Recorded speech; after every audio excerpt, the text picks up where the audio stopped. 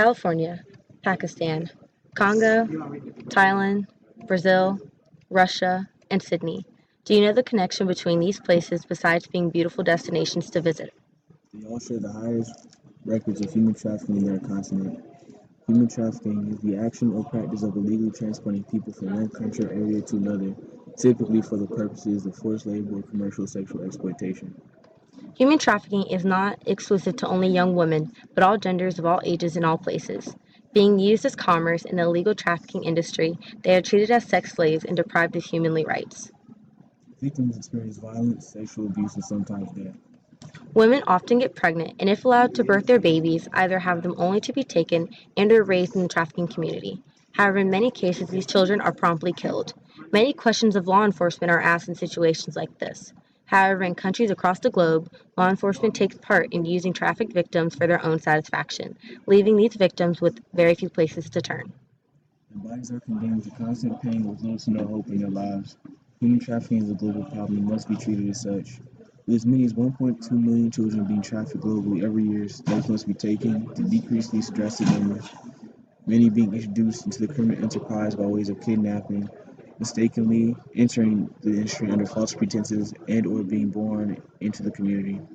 Many lives have fallen into the overwhelming industry by trusting the wrong people, which is the case for those who start out as runaways, seen as prey to handlers in the industry. Those looking for a safe place, or even just a place, run into shifty, smooth-talking men and women who manipulate and scheme to exploit them.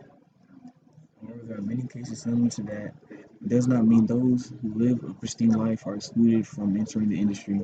Many have been introduced by unsuspecting people. A date that seems to be going well, however, a drug being slipped into a drink, rendering the victim unconscious, can be the beginning of an overwhelming cycle of turmoil.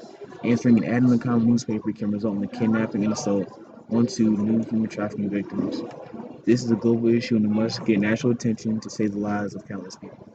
If the people worldwide take a stand, opening their eyes and fight against human trafficking, and fight for those whose lives the industry has taken over, then we will become that much closer to liberating victims and crushing the institution.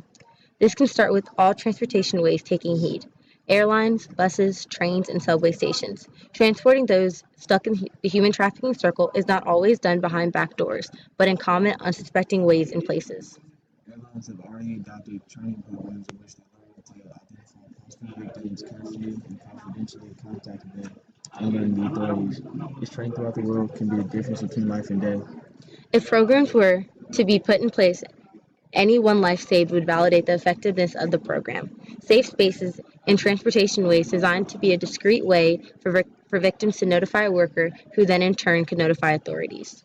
Awareness is key. With life being at high stakes, the more people care, the more lives can be saved. The Buddhistic faith often emphasizes the pains of life.